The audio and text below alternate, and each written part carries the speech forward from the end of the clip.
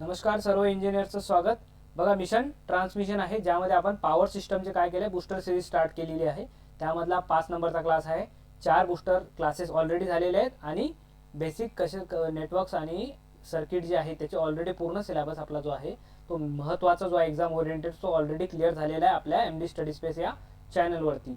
So आजचा जो महत्त्वाचा टॉपिक आहे तो आहे अंडरग्राउंड केबल. याबद्दल एक्झाममध्ये ट्रान्समिशनच्या एक्झाममध्ये 99% म्हणतो 1% तुमच्यासाठी सोडतोय कारण तुम्हाला सर 100% काय गॅरंटी आहे तर 99% ट्रान्समिशनच्या पेपरमध्ये याचे 1 ते 2 किंवा 3 क्वेश्चन राहू शकतात. कारण की आताच जो नुकतेच DY एक्झिक्युटिव्ह इंजिनियरचा जो पेपर झाला यामध्ये त्यांनी 3 क्वेश्चन विचारले या टॉपिकवरती. किती 50 पैकी 3 म्हणजे विचार करून घ्या वेटेज किती आहे. तर कमीत कमी आपल्या ईच एक्झाममध्ये जे काही आपण एक्झाम देतो 1 ते 2 क्वेश्चन राहू शकतात. तो आजच्या क्लासमध्ये अंडरग्राउंड केबलचे सर्व कन्सेप्ट मी क्लिअर करणार आहे आणि ऑब्जेक्टिव्ह प्रॅक्टिस सुद्धा आपण घेणार आहे. यानंतर तुम्हाला अंडरग्राउंड केबल यासाठी स्पेशली कुठला स्टडी करायची गरज पडणार नाही अशी मी अपेक्षा करतो. कारण माझा जो एक्सपिरियन्स आहे आणि मी प्रत्येक एक्झाममध्ये याचे क्वेश्चन बघितलेले आहेत आणि ते करेक्ट झालेले आहेत कारण की त्यासाठी तो कन्सेप्ट मी ऑलरेडी समजून घेतला होता. सो ज्यांना समजले आहे त्यांच्यासाठी चांगला आहे, ज्यांना नाही समजलं आहे त्यांनी एकदा बघून घ्या. अंडरग्राउंड केबल आपण स्टार्ट करू क्लास नंबर 5. माझं टार्गेट तुम्हाला माहिती आहे की कमीत कमी 390 पैकी 90 विद्यार्थ्यांना माझा शिकवण्याचा फायदा झाला पाहिजे. ओके, सो स्टार्ट करू आपला क्लास. अंडरग्राउंड केबल कन्स्ट्रक्शन तुमच्या समोर आहे. केबल सिम्पली केबल जर तुम्हाला म्हटलं तर आपण काय असतो केबलमध्ये हा मध्ये असतो कंडक्टर. आपण काही छोट्या लेवलचा केबल बघितला असतो आपण कुठे वायर म्हणतो आपण त्याला. ओके, तर आता त्यावरती काय असते एक आतमध्ये कॉपरचा कंडक्टर असते आणि त्यावरती इन्सुलेशनची लेअर असते. कुठल्याही कलरचा असो आर रेड वाय बी जो काही कलरचा असो वेगवेगळ्या कलरचे आपण केबल साधे सुद्धा आपण single core double core 3 core असे छोटे केबल बघितले. पण हा छोट्या केबल बद्दल आहे का हे छोट्या वायर बद्दल आहे का नाही. हे underground cable properly underground cable बद्दल विचारत तुम्हाला घरची वायरिंग बद्दल तुम्हाला विचारत नाहीये. तर मग अंडरग्राउंड केबल मध्ये काही वेगळं असणार आहे का काही वेगळं नाहीये. फक्त काय आहे की इथे जसं या तुम्हाला सिंगल आपला केबल दिसतो आपला जो घरचा वायर असतो त्यामध्ये आतमधला काय असतो कॉपर कंडक्टर असतात त्यालाच इथे नाव दिलेलं आहे कोअर नाव दिलेलं आहे. आता वरती जी लेअर असते ती कशाची असते इथे आपल्याकडे ही लेअर असते इन्सुलेशनची. कशाची लेअर असते इन्सुलेशनची. ओके, तर इथे सुद्धा ही जी लेअर आहे ह्या सर्व लेअर इन्सुलेशनच्या आहेत. पण अंडरग्राउंड काय नाव आहे अंडरग्राउंड आहे हा जमिनीमध्ये असतो. अंडरग्राउंड केबल काय असतो जनरली आपण लेईंग करतो इनसाइड म्हणजे जमिनीमधून आपण पाठवतो. तर त्यासाठी किंवा कधी कधी वरती पण आपण यूज करतो केबल स्ट्रक्चर. जिथे जिथे जिथे आपण ओव्हरहेड स्ट्रक्चर पॉसिबल नाही तिथे पण आपण केबल यूज करतो. तर अशा ठिकाणी काय होते की ॲटमॉस्फिअरच्या अंडर जाते किंवा सॉइलची क्वालिटी असते त्यानुसार ही जी इन्सुलेशन आहे जे डायरेक्ट इन्सुलेशन होतं ऑलरेडी याला इफेक्ट होऊ शकतो हे डॅमेज होऊ शकते. त्यासाठी हे व्हेरियस लेअर जे आहेत किती लेअर आहेत बघा. पहिला कोअर झाला दुसरा इन्सुलेशन हे झालं बेसिक आपलं केबल जी बेसिक आपण वायर बघितलेली आतापर्यंत. पण हे जे एक्स्ट्रा लेअर आहे लीड शीट झाली बेडिंग हार्मरिंग आणि सर्विंग ह्या लेअर बद्दल आपल्याला जनरली माहिती नसते. पण ह्या लेअरचं काम काय हे जे इन्सुलेशन आणि हे जे कोअर आहे यांना प्रोटेक्ट करण्याचं कामच कोण करते ह्या सर्व वरच्या 4 लेअर करतात. कारण त्या जर प्रोटेक्शन केलं नाही तर ते आतमध्ये डॅमेज झालं तर फॉल्टी होणार. फॉल्ट आपल्याला पाहिजे नाहीये. सो बघा प्रत्येकाचं काय असं इंडिव्हिज्युअल कार्य आहे. 4 वरचे एकच लेअर का बरं नाहीये कारण की प्रत्येक लेअरचं सेपरेट काय पर्पज आहे. तो वरच्या प्रत्येक लेअरचं काय काय पर्पज आहे ते बेसिकली जे एक्झाम मध्ये विचारतात आपल्या ते बघा. ही जी लेअर कधी कधी काय विचारू शकतात की लेअरचा तुम्हाला असेंडिंग ऑर्डर सुद्धा विचारू शकतात. हा तुम्ही लक्षात घ्या. मी काय लिहिलंय CILBAS. आता मी याला सिलॅबस किंवा सिलॅबस असं काहीतरी वर्ड म्हणून मी लक्षात ठेवलं सिलॅबस म्हणून. आता सिलॅबसचं जे स्पेलिंग आहे ते वेगळं होते पण लक्षात ठेवण्यासाठी तुम्हाला काहीतरी ट्रिक स्वतःच्या बनवू शकतात. तशी मी हे CILBAS म्हणून सिलॅबस असं मी लक्षात ठेवलेलं आहे. हे झालं कसं सिक्वेन्स लक्षात ठेवण्याचं. आता पर्टिक्युलर याचं इंडिव्हिज्युअलचं एक पर्पज आहे की ही जे लीड शीट लावलेली आहे याचं सर्वात महत्त्वाचं जे आपल्याला क्वेश्चन विचारतात की कशासाठी यूज करतात ॲब्झॉर्ब जे मॉइश्चर ॲब्झॉर्ब करण्यासाठी या लेअरचं काम आहे. मॉइश्चर म्हणजे ओलावा असतो जमिनीमध्ये ओलावा असतो पाण्यातून जाते कुठून पण जाऊ शकते हे केबल. तर त्या ठिकाणी मॉइश्चर जे असतं ते मॉइश्चर ॲब्झॉर्ब जर झालं तर काय होतं ॲब्झॉर्ब केल्यामुळे हे जे इन्सुलेशन आहे मेन काम काय आहे याचं स्वतःचं काही पर्पज काय आहे की याला प्रोटेक्ट करायचं इन्सुलेशनला. तर त्यामध्ये ते मॉइश्चर जाऊ नये जेणेकरून इन्सुलेशनचं जे मेन पर्पज आहे आपल्याला की ते कुठेतरी शॉर्ट सर्किट नाही व्हायचं किंवा कुठे ओपन सर्किट नाही व्हायचं अशा ठिकाणी आपण काय करतो ते मॉइश्चर प्रिव्हेंट करण्यासाठी लीड शीटचा यूज करतो. देन बेडिंगची लेअर त्याच्यावरती आहे बघा. हे लेअर एकामेकावरती हे सर्वात आतली लेअर आहे जे तुम्हाला दिसते ही कोअर आहे. त्यानंतर जे नेक्स्ट लेअर दिसतंय तुम्हाला ही 2 नंबरची हे इन्सुलेटिंग लेअर आहे. थर्ड लीड काय दिसतंय तुम्हाला बेडिंग, 5वी आर्मरिंग आणि 6वी जी लास्ट वरची लेअर आहे त्याला आपण सर्विंग म्हणतो. हे तुम्हाला एक 3D व्ह्यू दाखवला मी आणि हा ऍक्च्युअली मध्ये असा तुम्हाला बघू शकता एका सिंगल डायरेक्शन 2D व्ह्यू तुम्ही. सो आता लेअर काय झाली, लीडशीटचं काम एवढंच पर्पज एक्झाम मध्ये जास्त विचारलेलं आहे तेवढं लक्षात ठेवायचं. लीडशीट जे आहे मॉइश्चर ऍब्झॉर्ब करण्यासाठी यूज करतो. बेडिंगची लेअर काय आहे याच्यावरती चढलेली आहे. आता हे याच्यावरती आहे, यामध्ये बेडिंगचा पर्पज एक्झाम मध्ये सर्वात जास्त क्वेश्चन जर कशावरती असतील तर बेडिंग वरती विचारतात. बेडिंग मेकॅनिकल इंजुरी आणि करोजन साठी. आता मेकॅनिकल इंजुरी कसं काय होणार आहे तुम्ही म्हणा सर सर्वात वरती थोडी आहे की मेकॅनिकल इंजुरी कशी होणार आहे, वरचे 2 तर प्रोटेक्ट करताय. पण काय होते आपल्याला ही आर्मरिंग जी असते ना, ही आर्मरिंग कशापासून बनलेली आहे हे पण लक्षात घ्या. ही पण मेकॅनिकल इंजुरी जे बाहेरून एक्सटर्नल होऊ शकते. मेकॅनिकल इंजुरी जे इंजुरी आहे ते बाहेरून होऊ शकते, म्हणजे बाहेरून जर डॅमेज प्रोटेक्ट कोण करायचं काम करत असेल तर ते आर्मरिंग करतो आपला. तर गॅल्वनाइज स्टील वायर किंवा टेप पासून हा कशापासून बनलेला असतो, हा पण क्वेश्चन विचारतात कशापासून बनलेला आहे आणि काम काय.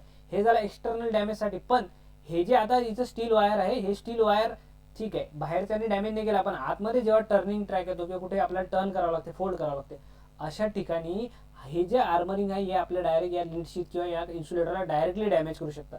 म्हणून याला एक्सटर्नल सेकंड प्रोटेक्शन म्हणून ही बेडिंगचं काम सुद्धा एक मेकॅनिकल जे इंजरी होणार आहे कशापासून होते. जनरली ते आतमधली इंजरी हे बाहेरचा जो आर्मर्ड आहे, कधी त्याला तुम्ही या डायरेक्शन मध्ये केबल असा रन केला तर कधी कधी केबल आपल्याला या डायरेक्शन मध्ये रन करावा लागतो. तर त्या बेंडिंग मुवमेंटमुळे कधी कधी हा काय होऊ शकतो, याला डॅमेज करू शकतो. म्हणून बेडिंगचं काम मेकॅनिकल इंजरी प्लस कोरोजन जे होते ते अवॉइड करण्यासाठी आपण काय करतो, बेडिंगचा यूज करतो. इथं पर्पज हे तुमच्या समोरच राहिले तर स्क्रीनशॉट वगैरे काढून ठेवा तुम्हाला जर माहिती असेल तर. ओके, मेकॅनिकल इंजिनिअरिंग आणि करोजन साठी. आता हे कशापासून बनलेलं असते हा पण क्वेश्चन एक्झाम मध्ये राहतो. सो त्यासाठी हे सिंपल लँग्वेज मध्ये तुमच्यासाठी हे इथं फायब्रस मटेरियल असोसिएशन ज्यूट याच्यापासून हे बनलेलं असते. हे याच्यापासून बनलेलं आहे. आणि सर्विंग जो आहे, सर्विंगचं काम काय, लास्ट लेअर आहे, वरची लेअर आहे, म्हणजे ओपन ऍटमॉस्फिअर साठी ओपन असते ते, त्याला आपण ऍटमॉस्फेरिक कंडिशन मध्ये मग यातही आलं, यातही करोजन आलं, यातही मॉइश्चर आलं, याचंही काम असते. पण ही आउटर मोस्ट लेअर आहे. ओके, ही याला प्रोटेक्ट करते, ही याला प्रोटेक्ट करते, ही याला असं. सर्वात मेन प्रोटेक्शन आपल्याला कशाचं करायचं आहे, कोअरचं. कोअरला इन्सुलेट करायचं कशासाठी, कारण हँडलिंग साठी आपण इन्सुलेट करतो, नाही तर कुठेतरी शॉर्ट सर्किट होऊन जाते. Okay, clear. हे सर्व पिक्चर तुमच्या समोर क्लिअर आहे. हे तुमच्या लँग्वेजमध्ये जसं तुम्हाला समजलं तुमच्या नोट्समध्ये उतरवत चला, कारण की मी सांगितलं हे तुम्हाला पुन्हा पुन्हा क्लास बघायची जरूरत पडली नाही पाहिजे. माझा असो किंवा कुणाचाही क्लास पुन्हा पुन्हा बघायचं काम नाही. नोट्स बनवा, ड्रॉइंग काढून घ्या, एखादी स्क्रीनशॉट काढा, ते प्रिंटआउट काढा, वॉटेवर जे तुम्हाला सोपी वाटते ते. ओके, तर आता याच्यावरती जेवढं तुमच्या समोर स्लाइड आहे याच्यावरती काही क्वेश्चन बनतात. ते क्वेश्चन एक्झाम मध्ये ऑलरेडी आलेले आहेत. ते क्वेश्चन तुमच्या समोर मी आता इथे एक एक घेतो. ट्राय करा, स्वतः आन्सर आलं पाहिजे. नाही येत असेल तर मी तो ऑलरेडी तुम्हाला इथे सांगणार आहेच. सो बघा, फर्स्ट क्वेश्चन तुमच्या समोर आहे, which material is suitable for manufacture armour. Armour साठी काय यूज करतात. आता आर्मर साठी काय यूज करतात. ओके, इथं ऑप्शन आहे. आता हे तुम्ही सांगितलंच नाही की मॅग्नेटिक आहे की नॉन मॅग्नेटिक आहे किंवा कंडक्टिंग आहे का नॉन कंडक्टिंग आहे. तर थोडंसं विचार करायचा. एक आता नाही माहिती तुम्हाला, पण काही ना काही तर माहिती असेल. मला सांगा, कंडक्टिंग आहे की नॉन कंडक्टिंग आहे. दोन पैकी एक विचारलं तुम्हाला, कंडक्टिंग आहे की नॉन कंडक्टिंग आहे. तर आर्मर्ड आता सांगितलं गॅल्वनाइज कशापासून बनलेलं असते. हे बघा इथं गॅल्वनाइज स्टील वायर, स्टील जे आहे ते काय आहे, कंडक्टिंग मटेरियल आहे. तो 2 ऑप्शन तर तुमचे गेलेस की इथं नॉन कंडक्टिंग नाहीच आहे आणि मॅग्नेटिक प्युअर मॅग्नेटिक मटेरियल नाही आहे ते, कारण स्टील आहे. स्टील जे आहे आपण ते कंडक्टिंग मटेरियल स्टिक जो आहे तो कॅरिंग करू शकतो. पण मग आता कुठले यूज करतो आपण, मॅग्नेटिक यूज करतो का नाही. इथे हे नॉन मॅग्नेटिक असते. मॅग्नेटिक असते का नाही, it's a non magnetic material. Non magnetic and conducting material use for the armour in single core cable. आलं लक्षात. Next question, armouring is provided above the bedding. Armouring is provided above the bedding, बरोबर आहे का. काय layer आहे आपली, CILBAS.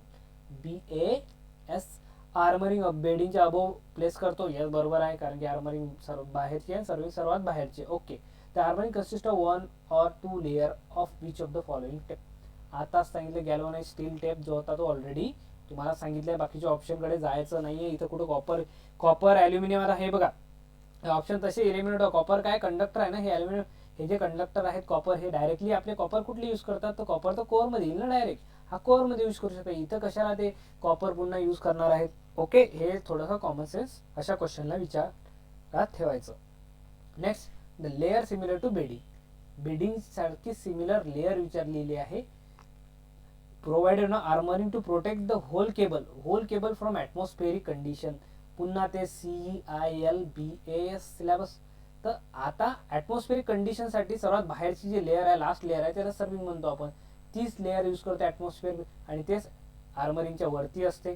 आणि same as bedding का बरं म्हणतो, कारण बेडिंग सुद्धा करोजन, आपण मेकॅनिकल इंजुरी आणि करोजनसाठी बेडिंग यूज करतो. सिमिलरली ॲटमॉस्फेरिक कंडिशनमुळे आर्मरिंगला सुद्धा डॅमेज नाही झालं पाहिजे म्हणून आपण कुठली लेअर यूज करतो, लास्ट वालीवरची. Yes, okay. Next, the main drawback using paper. आता पेपर इन्सुलेटिंग मटेरियल जो आहे, पेपर इन्सुलेटिंग मटेरियल का बरं इथं जो आहे, जो टॉपिक तुम्हाला सांगतोय मी, हे जे इन्सुलेशन मटेरियल आहे, इथं वेगवेगळ्या प्रकारचे इन्सुलेटिंग मटेरियल यूज करतात, वेगवेगळ्या प्रकारचे इन्सुलेशन यूज करतात. पण जनरली कॉमनली इम्प्रेग्नेटेड पेपर जो आहे तो पेपर आपण यूज करतो ॲज अ इन्सुलेटर. त्याचा काय ड्रॉबॅक आहे बघा, की जो पेपर जो यूज करतो ॲज अ इन्सुलेटिंग मटेरियल तिथे, तो सर्वात जास्त त्याचा ड्रॉबॅक असा आहे की तो हायग्रोस्कोपिक आहे. म्हणजे तो मॉइश्चर ॲब्झॉर्ब करतो. म्हणजे मॉइश्चर एकदा त्यांनी ॲब्झॉर्ब केलं त्या पेपरने, जरा ओला झाला, तो ओलावा आला, ह्युमिडिटी आली की त्याच्या प्रॉपर्टीज जे आहे, ज्याचं काम आहे इन्सुलेशन, ते प्रॉपरली तो करू शकत नाही. म्हणून आपण काय करतो, हा त्याचा मेन ड्रॉबॅक आहे. मग याला ड्रॉबॅकसाठीच आपण ते बेडिंग हे ते मॉइश्चर लीड शीट यूज करतो की मॉइश्चर नाही गेला पाहिजे, करोजन नाही झाला पाहिजे, हे नाही झालं पाहिजे, ते नाही झालं पाहिजे. त्यासाठीच आपण पेपरचा तो ड्रॉबॅक आहे. Okay. Next, what does the bedding on the cable consist of. Bedding मध्ये काय कशापासून बनलेली असते. चला, बेडिंग कशापासून बनलेली आहे जस्ट तुम्हाला सांगितलंय, आठवा जरा. काय सांगितलं आता, हे सर्व जे आहे सर्व ऑप्शन करेक्ट आहे. यात आपण फायब्रस मटेरियल यूज करतो, हे दोघी यूज करतो, म्हणजे एनी ऑफ दिस. म्हणजे कशा, आपला आन्सर काय झाला, एनी ऑफ दिस बेडिंग या तिघांपासून पण बनू शकते. ओके. चला नेक्स्ट क्वेश्चन कडे. वाय शीट्स आर, शीट्सचं काम काय, लीड शीट कशापासून, मॉइश्चर पासून प्रोव्हाइड करण्यासाठी आहे. इन्सुलेशनचं काम आहे का लीड शीटचं, नाही आहे, त्यासाठी वेगवेगळ्या प्रकारचे इन्सुलेशन आहे. मेकॅनिकल स्ट्रेंगचं काम आहे का, त्यासाठी आर्मर्ड इथं आहे, आर्मर्ड ऑलरेडी प्रोव्हाइड केलेली राहते. तर तुम्ही लीड शीटचं काम ते मेकॅनिकलसाठी यूज करत नाही. इथे आर्मर्ड आहे, इथे इन्सुलेशनसाठी आपला दुसरी लेअर आहे CILBAS. आपल्याला कशाबद्दल विचारता येते, लीड शीट बद्दल विचारताय. ओके. तर या मॉइश्चरचं काम आहे, इन्सुलेशनचं काम वेगळं, कोअर तर कंडक्टरच आहे. बेडिंग कशासाठी यूज करतो, मेकॅनिकल इंजुरी करोजनसाठी. आर्मरिंग मेकॅनिकल इंजुरीसाठी. आणि हा जो आहे सर्विंग, हा लेअर आहे तो ॲटमॉस्फेरिक कंडिशनसाठी. ओके. चला next, the thickness of insulation provide on the conductor cable depends on. आता हा जो क्वेश्चन आहे, हा क्वेश्चन तर आता भरपूर म्हणजे कन्सेप्च्युअल क्वेश्चन. यात तुम्हाला ना केबलबद्दल काही स्टडी करावं लागत ना कशावर करावं लागत. हे जनरली जर तुम्हाला माहिती असलं की thickness of insulation provided conductor, हा क्वेश्चनला स्टार करून ठेवा. हा क्वेश्चन एकदम छान क्वेश्चन आहे. चांगल्या UPSC म्हणा, IAS म्हणा, कुठल्याही चांगल्या एक्झाममध्ये विचारला जातो हा क्वेश्चन. आपल्या याच्यात येण्याची शक्यता खूप जास्त आहे. कारण थिकनेस ऑफ इन्सुलेशन म्हणजेच काय म्हणायचं आहे त्यांना, जर हा तुमचा आतमधला काय आहे, हा तुमचा कोअर आहे. आता याच्यावरती थिकनेस ऑफ इन्सुलेशन म्हणजे, आता मी हे काढली, ओके, हा एक केबल झाला तुमचा. हा पुन्हा एक केबल काढतो, पुन्हा हा कोअर तेवढाच आहे, ते जेवढी साईज आहे तेवढीच. पण आता इथे काय करतं, थिकनेस ऑफ इन्सुलेशन याची थोडी वाढली. काय केलं आहे, हे जे इन्सुलेशन मटेरियल त्यावरती लेअर जे आहे हे थोडी जाड घेतली आहे. आता मला सांगा, जास्त हे जे थिकनेस आहे कशावर डिपेंड करते, हा क्वेश्चन आहे तुमचा, की हे जे थिकनेस दिलेली आहे, हे जाड किती जाड आहे, ही जी इन्सुलेशन आहे ते कोअर जाड आहे का नाही, कोअर तेवढंच आहे, कंडक्टर तेवढंच आहे, पण त्याचं जे इन्सुलेटिंग मटेरियल आहे त्याची थिकनेस जास्त आहे. तर हे कशावर डिपेंड करते, यास कशावर डिपेंड करते, तर डायरेक्ट सांगायचं व्होल्टेज लेवल कशावर डिपेंड करते, व्होल्टेजवरती डिफाईन करते. व्होल्टेजवरती हे डिफाईन्ड असते की हे एवढीच थिकनेस राहणार आहे. मग करंटवरती काय डिफाईन करते, करंट जर दिसेल, करंट टू बी कॅरिडचं दुसरं ऑप्शन आहे. करंटवरती आपल्याला कशाची साईज राहते, कंडक्टरची साईज जे आहे ते कशावर डिपेंड राहते, करंटवर डिपेंड राहते की किती करंट कॅरी करावं लागते. जेवढा जास्त करंट तेवढी साईज जास्त, आणि जेवढं व्होल्टेज जास्त तेवढं इन्सुलेशन लेअरची काय विड्थ, जे थिकनेस आहे ते जास्त. हा खूप वेळा क्वेश्चन विचारलेला आहे. ओके. नेक्स्ट क्वेश्चन, इन्सुलेशन हे व्होल्टेजवरच डिफाईन्ड असते आणि कंडक्टरची साईज हे करंटवरच असते. हे डोक्यात थंब रूल तुमच्या बसवून घ्या. Okay. What is the purpose of bedding on underground cable. सांगायची काही गरज नाही आहे की बेडिंगचं काय काम आहे. ओके. टू प्रोटेक्ट करोजन आणि मेकॅनिकल इंजुरीसाठी यूज करतात. म्हणजे both B and C is the correct answer. Next, आता हा झाला एक पर्पज की कन्स्ट्रक्शन आपण बघितलं, हे लेअर झाल्या, इन्सुलेशन झाली, लीड शीट झाली, बेडिंग हे तुम्हाला सर्व आता पाठ झालेलं आहे, याबद्दल कुठे डाऊट नाहीये. CIL BIS ऑलरेडी तुमच्या सर्वांना माहिती झालेलं आहे. देन आता क्वेश्चन एक्झाम मध्ये विचारलं या इन्सुलेशन बद्दल. हे जे इन्सुलेशन लेअर यूज केलेली आहे हे कुठल्या प्रकारचे इन्सुलेशन असतात? वल्कनाइज रबर झाला, सिलिकॉन झाला, PVC झाला, इम्प्रेग्नेटेड पेपर. हा जो पेपर आहे सर्वात जास्त यूज होते ना, याची जी एक्झाम मध्ये विचारतात, जर तुम्हाला क्वेश्चन आला त्याचीच फक्त डायलेक्ट्रिक स्ट्रेंथ तुम्हाला पाठ हवी आहे, कारण मी हा क्वेश्चन भरपूर एक्झाम मध्ये बघितलेला आहे. सो लक्षात ठेवा 20 to 30 kV/mm. काय लिहिलं इथं? kV/mm. Okay, 30 kV/mm. मग असं 30 असं कुठेतरी ऐकल्यासारखं वाटते, कशाचं आहे अजून? यस, 30 kV/mm आहे का कशाचं? लक्षात घ्या, नॉर्मल टेम्परेचर ऑफ एअर जे विचारतात ना 30 kV, तिथं पर सेंटीमीटर असते, पर mm नाही आहे. ते एअर साठी जे विचारतात डायरेक्ट स्ट्रेंथ, इथं पर mm आहे. कशासाठी आहे? जर ऑप्शन मध्ये तुम्हाला सेंटीमीटर दिसलं तर डायरेक्ट अशी उडी मारायची का ऑप्शन वरती? नाही, इथे लक्षात घ्यायचं की mm मध्ये आहे, मिलीमीटर मध्ये याची स्ट्रेंथ, म्हणजे याची स्ट्रेंथ जास्त आहे ऑलरेडी. ओके, कशाची? इम्प्रेग्नेटेड पेपरची. पण पेपरचाच प्रॉब्लेम काय सांगितला आता? क्वेश्चन काय बघितला होता की ते हायग्रोस्कोपिक आहे, जे काय करतात मॉइश्चर ऍब्झॉर्ब करतात. तो ड्रॉबॅक आहे ऍक्च्युअली त्याचा. नेक्स्ट इथे बघा, हाच क्वेश्चन तुमच्या समोर एक्झाम मध्ये आलेला, तुमच्या समोर घेतलेला आहे इथं. इम्प्रेग्नेटेड पेपर डायरेक्ट सिस्टम हा जनरल यूज कुठं करतो? केबलच्या इन्सुलेशन साठी. Next, consider the following statement. The insulation resistance will increase if the length of the cable increase. आता हे जे क्वेश्चन आहे याचा आन्सर कुठे करू आपण? याचं क्वेश्चनचा आन्सर आपण समोर बघू, कारण की याचं कन्सेप्ट आपण बघायचा राहिला सर डायरेक्ट कसं घेता. ओके, कोवर हे ते झाली वरची लेअर तुम्हाला माहिती आहे. आता हे जे आहे व्होल्टेज लेवल वरती हे काय केलेलं आहे? डिस्ट्रीब्यूट केलेलं आहे की low tension, high tension, super tension, extra tension. हा DYEE मध्ये डायरेक्टली क्वेश्चन आलेला आहे. काय सरळ क्वेश्चन आलेला आहे, deputy executive engineer 4 March 2024 recent मध्येच क्वेश्चन आलेला आहे. तर हे सरळ त्यांनी काय विचारलंय तर जोड्या लावा, जोड्या जुडवा, जे की आपल्याला फेवरेट आपला तो काय असतो क्वेश्चन असतो, कारण आपल्याला जर सर्वच ऑप्शन दिले, सर्वच आन्सर दिले, ज्यामध्ये कुठलं ना कुठलं कोणाचा आन्सर आहे तर आपल्यासाठी सोपी आहे. सो हे लक्षात ठेवा, हे लक्षात ठेवावं लागेल तुम्हाला आता की लो टेन्शन 1 kV, 11 kV ही जी रेंज आहे, सुपर टेन्शन, एक्स्ट्रा हाय टेन्शन आणि बियॉन्ड 130 kV. मग याने काय चेंज होत असते? आताच सांगितलं, याने काय होणार आहे? तुमची कंडक्टरची साईज चेंज होते. काय लो टेन्शन हाय टेन्शन मध्ये नाही. तुमचं हे जे व्होल्टेज लेवल जर वाढत आहे तर इन्सुलेशनची साईज जी आहे, कशा साईज? इन्सुलेशनची थिकनेस जास्त होत जाईल. म्हणजे पहिले जर तुमचा हा कंडक्टर असला, याच्यावरती एक इन्सुलेशन लेअर जर मी आता इथं बनवली, हे झाली जी इन्सुलेशन लेअर. हे आता जर हे लो टेन्शन साठी एवढी असली तर तुमचं जर हाय टेन्शन साठी असेल तर ती लेअर किती असायला पाहिजे?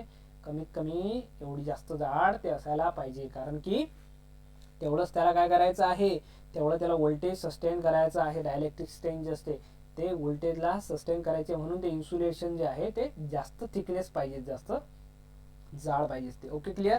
हे सर्व व्हॅल्यू लक्षात ठेवणे. आता हे व्हॅल्यू तुम्ही कशा लक्षात ठेवायचं तुमच्यावर आहे. इथं 11चा पाळा तुम्ही सरळ पाठ करू शकता जर तुम्हाला नाही समजत असेल. हा 1 आहे, 11 आहे, 11 तुम्ही 22 आहे, 22 11 33 आहे आणि 11 66 आहे, आणि जास्त काही नाही 132 आहे. ओके, हा 11च्या पाळ्यात येतो का 132? हे बघा, तुम्ही बघा येतो. ओके, सो हे सरळ काय करायचं आपल्याला, हे तुम्हाला लक्षात ठेवायचं आहे. क्वेश्चन आलेले आता तुमच्या समोर घ्या तुम्ही.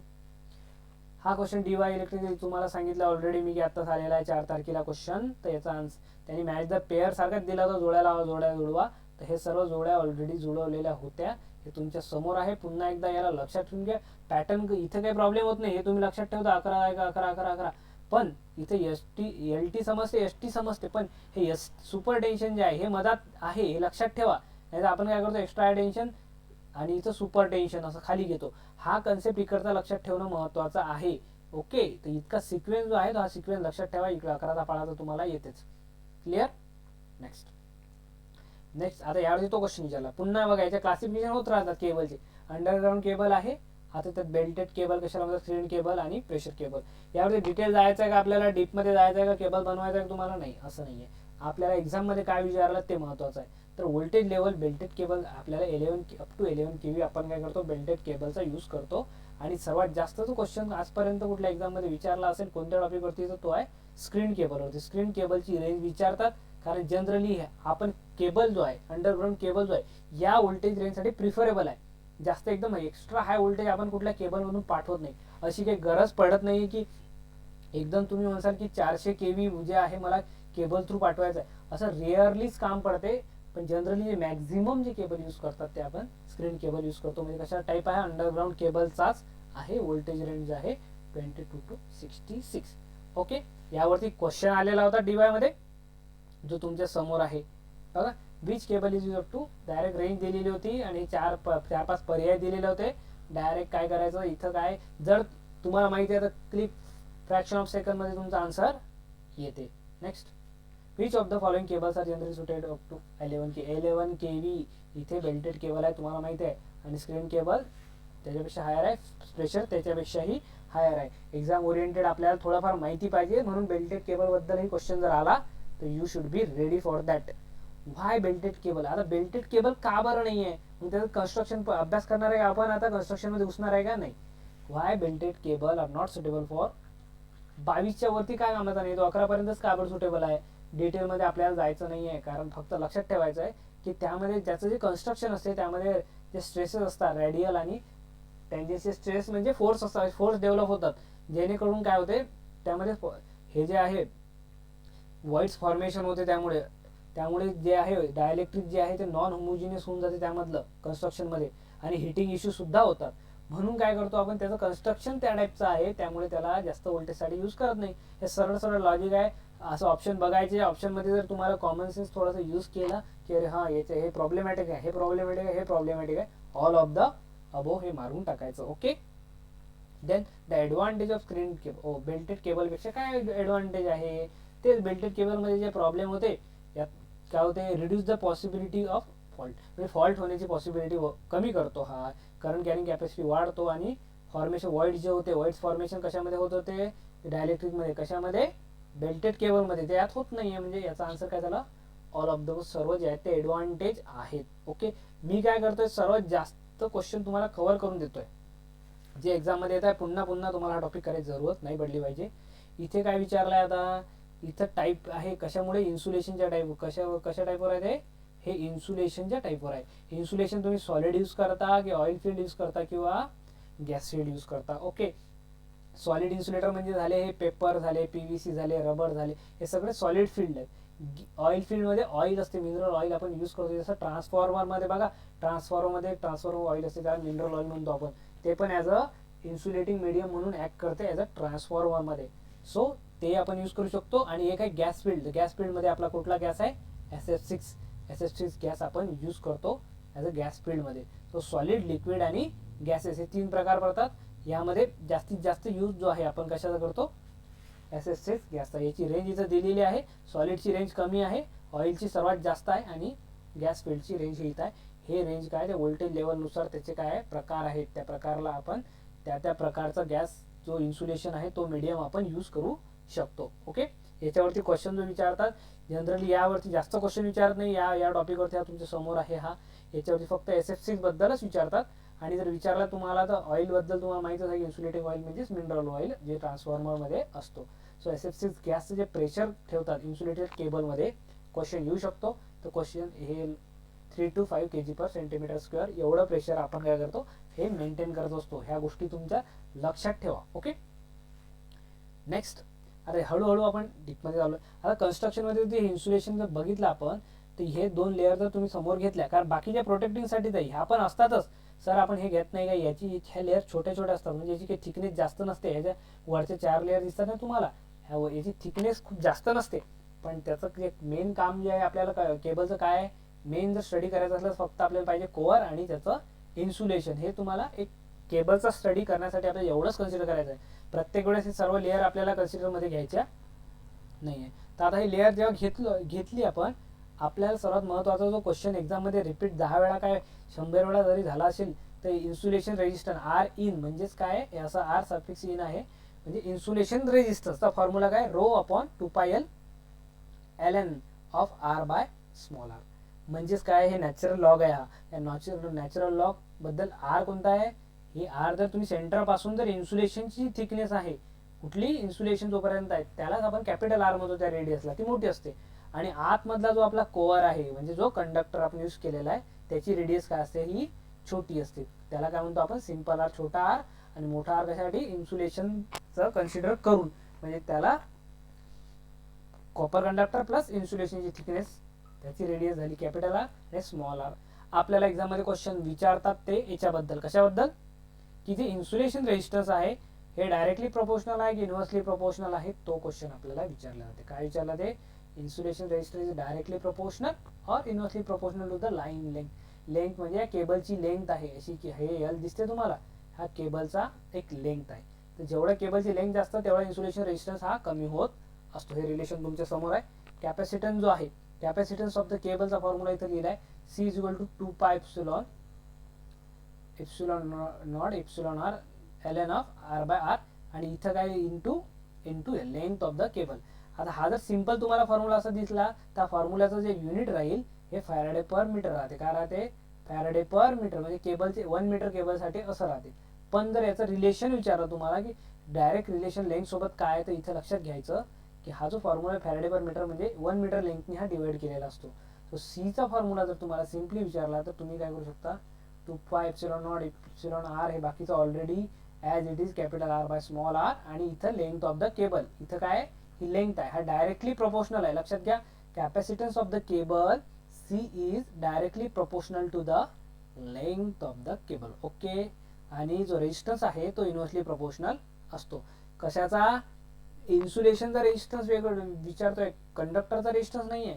तुम्हाला जर आता एक्झाममध्ये क्वेश्चन विचारला केबल आणि तुम्हाला बोलले की फक्त इन्सुलेशन ऑफ द इन्सुलेशन नाही, resistance of the core in the underground cable असं जर विचारलं तर तुम्हाला R is equal to rho L by A हा फॉर्म्युला तुम्हाला माहिती आहे. हा साधा आपल्या कंडक्टरच्या रेजिस्टन्स काढायचा आहे आणि हा इन्सुलेशन रेजिस्टन्स आहे. These are the 2 different formulas. याकडे लक्ष देणे, कन्फ्यूज एक्झाममध्ये घाई घेत काय होत, आपल्याला कधी कधी पेपर सोपे आला तेव्हा आपल्याला वाटते की खूपच इझी आहे, तर आपण अशा मिस्टेक करत असतो. लक्षात ठेवा, हा फॉर्म्युला वेगळा आहे, हा फॉर्म्युला वेगळा, आणि capacitance of the line is directly proportional to the length of the cable. Okay, next question बघायच्यावरती डी वाय इलेक्ट्रिकल, हा तिसरा क्वेश्चन याच्यावरती रिपीट झालेला होता, सरळ एक्झाम मध्ये विचारलेला आहे. कुछ दिमाग लगाने की जरूरत नाही, काही नाही, तेच ते प्रत्येक पेपरमध्ये. बघा काय विचारलाय क्वेश्चन त्यांनी, तुमच्या समोर आहे, रीड करा. तर इन्सुलेशन रेजिस्टन्स ऑफ 2 किलोमीटर साठी 15 मेगा ओम होतं, म्हणजे 2 किलोमीटर साठी जे इन्सुलेशन रेजिस्टन्स आहे ते 15 mega ohm. Okay, what will the insulation resistance of 200 kilometre साठी. आता 200 किलोमीटर साठी इन्सुलेशन रेजिस्टन्सची व्हॅल्यू किती, मला सांग किती पट झालाय, हे 100 पट झालाय. म्हणजे काय केलंय, 100 गुणलंय याला, तर याला काय करावं लागेल तुम्हाला, सरळ 100 भागावं लागेल. इन्व्हर्सली प्रोपोर्शनल आहे ना, याला जर गुणल्या गेलं तर याला काय करावं लागेल, भागून घ्यायचं डायरेक्टली. सो 15 भागीला जर 100 केले तर 0.15 आन्सर येते. फ्रॅक्शन ऑफ सेकंड मध्ये तुम्ही घेऊ शकता. Okay, clear. Next, most economical radius of the core. हा कधी कधी तुम्हाला विचारू शकतात, पेपर जर थोडासा तरी टिपिकल आला तर हा क्वेश्चन तुमच्या एक्झाम मध्ये राहणार आहे. म्हणजे काय होते, आता मला सांगा, हे जे तुमचं कोअर आहे आतमध्ये हे इन्सुलेशन आहे, पण या कोअरची रेडियस ठेवायची तर केवढी ठेवायची, इन्सुलेशन खूप जास्त घ्यायचं की रेडियस कोअर जास्त घ्यायचा, आपला हा मोठा घ्यायचा हा कमी घ्यायचा, कशावर डिपेंड करते, किंवा इकॉनॉमिकल किती आहे, किती रेडियस असायला पाहिजे. तर त्याचं रिलेशन बघा, आर इन्सुलेशनचा फॉर्म्युला लिहिला मी, rho upon 2πl natural log of R by R. इन्सुलेशन रेजिस्टन्स इकॉनॉमिक साईज साठी हा जो फॅक्टर आहे आपल्याला 1 पाहिजे. हा फॅक्टर 1 करण्यासाठी लक्षात घ्या, हा फॅक्टर आपल्याला 1 पाहिजे, जेणेकरून आर इन्सुलेशन जो आहे, आर इन्सुलेशन फक्त कशावर प्रोपोर्शनल राहणार आहे, रो अपॉन 2πl. का बरं याला 1 करतोय, कारण की रेडियसचा जो रेशो आहे दोघांचा, या दोघांच्या रेशोवर तर डिपेंड नसला पाहिजे, इंडिपेंडेंट असला पाहिजे त्यावर. म्हणजे काय, ते डायरेक्टली फक्त तो कॉन्स्टंटवर डिपेंड असल्यामुळे कशावर, रो अपॉन 2πl वर डिपेंड करायचं आपल्याला. याच्यातून आपल्याला दोन्ही रेडियसचा आपला रेशो काढून टाकायचा, म्हणून R by E, R by small R जो आहे याची व्हॅल्यू किती पाहिजे, ई इज इक्वल टू पाहिजे, कारण log natural log of E जर काढला तुम्ही, लॉग ईची व्हॅल्यू किती असते 1, आपल्याला 1 करायचं याला, म्हणून या रेशो जो आहे या रेशोची व्हॅल्यू ई पाहिजे. आणि ईची व्हॅल्यू जी आहे लक्षात ठेवा, रट्टा मारा कशी करा, ईची व्हॅल्यू जर तुम्ही लक्षात ठेवली, कारण एक्झाम मध्ये विचारू शकतात, इकॉनॉमिकल साईज जर तुम्हाला काढायची म्हटली त्यांनी, तर तुम्हाला कधी कधी, आता हे रिलेशन तुमच्या समोर आहे, कुठलं, हे रिलेशन तुमच्या समोर आहे, हे रिलेशन असो की वरचं रिलेशन असो, हे 2 रिलेशन तुमच्या समोर आहेत, कुठले, दिस रिलेशन आणि हे रिलेशन. या रिलेशन मध्ये तुम्हाला एक आर दिलेला असू शकतो, दुसरा आर काढायचा असतो, पण डायरेक्ट कसं काढू शकता, तुम्हाला जोपर्यंत ई ची व्हॅल्यू माहित नाही, तर ई ची व्हॅल्यू लक्षात ठेवा 2.718 आणि ईची सुद्धा माहीत करा आणि 1/e सुद्धा माहीत ठेवा, कारण मग टाईमवर भागाकार केल्यापेक्षा 0.368 हे जर तुम्हाला माहिती असलं तर तुम्हाला एक रेडियस दिलेली असली, जर तुम्हाला कोअरची रेडियस दिलेली असली तर तुम्हाला इन्सुलेशनची काढता येते, किंवा तुम्हाला इन्सुलेशनची दिलेली असली तर तुम्हाला कोअरची सुद्धा काढता येते. Okay, clear. असं क्वेश्चन आला तर सॉल्व्ह करता आला पाहिजे. नेक्स्ट, आता नेक्स्ट क्वेश्चन, याच्यावरती आता जास्त क्वेश्चन अजून एक्झाम मध्ये आला नाही, पण जर आला तर तुम्ही रेडी पाहिजे आपल्या एक्झाम मध्ये. तो क्वेश्चन तुम्ही बघा, अशा टाईपचा क्वेश्चन सर्च करा, तुम्हाला भेटून जाईल. नेक्स्ट, इथे जेव्हा आपण आता स्टडी करतोय एक महत्त्वाचा टॉपिक आहे इलेक्ट्रिक स्टेज किंवा voltage along the cable voltage जे आपण डिस्ट्रीब्यूट करतो केबलमध्ये, त्याचं काय का बरं ते रिलेशन काय आहे, वेगवेगळ्या लेअर झाल्यामुळे काय प्रॉब्लेम होते. तर इलेक्ट्रिक स्टेज जो आहे तो कंडक्टरचा जो सरफेस आहे यावरती मॅक्झिमम असतो. का असतो, इथे मॅक्झिमम असतो, आणि ते at the surface of sheet म्हणतो आपण त्याला, म्हणजे इन्सुलेशन झाल्यानंतर तो मिनिमम असतो. म्हणजे एकदम मॅक्झिमम मिनिमम, त्याचं युनिफॉर्मिलिटी काहीच नाही आहे, डायरेक्ट एका ठिकाणी मॅक्झिमम तर एका ठिकाणी हा मिनिमम आहे. याचं डिस्ट्रीब्युशन जे आहे ते युनिफॉर्म झालेलं पाहिजे अलॉंग द जे पाथ आहे, कारण की या जर डिस्ट्रीब्युशन प्रॉपर झालं नाही तर आपल्याला इन्सुलेशन जे आहे हे इन्सुलेशन जास्त क्वांटिटीचं लागेल आपल्याला, कारण व्होल्टेज डिफरन्स झाला म्हणजे त्यातून चार्जिंग करंट फ्लो होणार. म्हणून आपल्याला हे एक्झॅक्ट असं एवढा डिफरन्स नाही पाहिजे की इथं डायरेक्टली मॅक्झिमम व्हॅल्यू, इथे एकदम सर्वात कमी मिनिमम व्हॅल्यू. सो याचं प्रॉपर डिस्ट्रीब्युशन करण्यासाठी आपण काय करतो, याचं वेगवेगळ्या पद्धतीचं कन्स्ट्रक्शन आपण तिथे करतो. आता इथे एक्झाम मध्ये क्वेश्चन काय विचारतात, मॅक्झिमम जर तुम्हाला डायलेक्ट्रिक स्ट्रेस विचारला तर त्याची व्हॅल्यू जी आहे ते किती लिहिणार तुम्ही, व्होल्टेज अप्लाइड किंवा ऑपरेटिंग व्होल्टेज अपॉन आर. बघा, मॅक्झिमम व्हॅल्यू कशाची, डायलेक्ट्रिक स्ट्रेंथ, यालाच काय म्हणतो आपण, डायलेक्ट्रिक स्ट्रेंथ म्हणतो. याला करतो मी व्हीडी म्हणजे डायलेक्ट्रिक स्ट्रेंथ, व्ही अपॉन हे मॅक्झिमम व्हॅल्यू आहे, तर मॅक्झिमम व्हॅल्यू साठी आर, हा छोटा आर इथे बाहेर येईल आणि natural log of R by, okay, capital R upon R आहे. ऑप्शन मध्ये थोडे कन्फ्युजिंग असतात, पण कॅपिटल आर वरती, हा खाली, आणि मॅक्झिमम व्हॅल्यू आहे म्हणून हा छोटा येईल इथं, आणि मिनिमम व्हॅल्यू जेव्हा म्हणतात, आता ही व्हॅल्यू झाली मॅक्झिमम. जेव्हा मिनिमम विचारली तर काय, फॉर्म्युला सेम राहील, काहीच फरक नाही याच्यामध्ये. व्ही अपॉन इथं फक्त कॅपिटल आर, इथं कॅपिटल आर का बरं, कॅपिटल आर ची व्हॅल्यू जो मोठी आहे, कारण बाकीचं फॅक्टर पूर्ण कॉन्स्टंट दिसते तुम्हाला. दोन्ही फॅक्टर मध्ये काय फरक आहे, फक्त या छोट्या आरचा आणि मोठ्या आरचा फरक आहे. इथे मिनिमम व्हॅल्यू राहील. मिनिमम व्हॅल्यू म्हणजे लक्षात ठेवणे, खाली जर मॅक्झिमम असेल म्हणजे मोठा आर असेल तरच हे मिनिमम येणार आहे, आणि इथे छोटा आहे म्हणजे हा मॅक्झिमम असणार आहे. कसंही तुम्हाला वाईस वर्सा रिलेशन लक्षात ठेवता आलं पाहिजे. नेक्स्ट, हा क्वेश्चन विचारलेला आहे, सरळ विचारू शकतात तुम्हाला, फ्रॅक्शन ऑफ सेकंड मध्ये आन्सर देऊ शकता. मॅक्झिमम विचारले आहे त्यांनी, तर मॅक्झिमम साठी formula V upon R by R लिहिलेला आहे. हा राहील का आपला कॅपिटल आर राहील का, नाही, मॅक्झिमम व्हॅल्यू पाहिजे आपल्याला, म्हणजे हा डिनोमिनेटर छोटा पाहिजे. आर तर हा मोठा आहे, छोटा डिनोमिनेटर कुठं आहे का, हा आहे छोटा डिनोमिनेटर, म्हणजे आपला मॅक्झिमम साठी हे आपलं झालं आन्सर. मिनिमम साठी हे आपला आन्सर हे राहील. तर मिनिमम साठी पण क्वेश्चन तुमच्या समोर आहे. यस, मिनिमम व्हॅल्यू साठी हे झालं तुमचं answer. Minimum dielectric stage question तुमच्या समोर आहे, एक्झाम मध्ये येऊ शकते. Be should be ready for the that. आता ratio of the dielectric stage of the cable corresponding maximum to minimum. Maximum dielectric stage to minimum याचा रेशो पाहिजे. मॅक्झिममचा फॉर्म्युला काय आहे, V upon small R, yes, natural log of capital R upon R. याचा ratio विचारला जाईल. Ratio म्हणजे भागाकार आहे, सांगायची तुम्हाला गरज नाहीये. इथं व्ही अपॉन मिनिममचा काय आहे, इथं कॅपिटल आर आहे सर खाली, natural log of R upon R. याचा रेशो विचारलाय. स्टेटमेंट वाचायची, अरे सर डायरेक्ट कसं करायचं, काहीच नाहीये. आता हा व्ही कट होते, सर्व काय दिसतं आपल्याला, सेम दिसतंय म्हणजे ते काय होते, कट होऊस. हा व्ही इथं कट होऊन जाईल. हा नॅचरल लॉग फक्त काय उरला आपल्याकडे, फक्त उरला आर, ओके, फक्त काय उरला 1 अपॉन आर, आणि खाली काय उरला 1 अपॉन हा आर.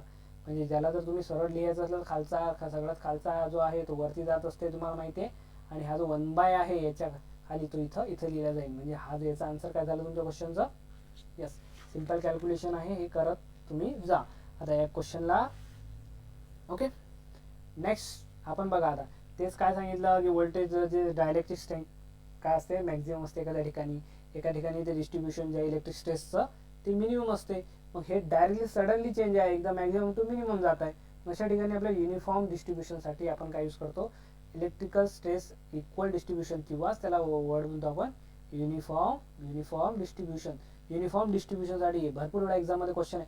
4 ते 5 क्वेश्चन या टॉपिकवर विचारले होते डीवायच्या एक्झाममध्ये. फक्त एका डीवायच्या एक्झाममध्ये तुम्हाला मी दाखवणार आहे.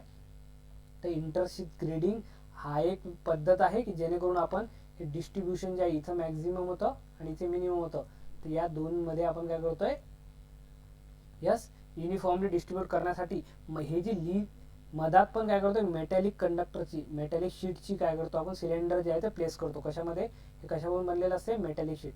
यस, मेटॅलिक सिलेंडर म्हणतो आपण त्याला, मेटॅलिक सिलेंडर इथं प्लेस केलेलं असते.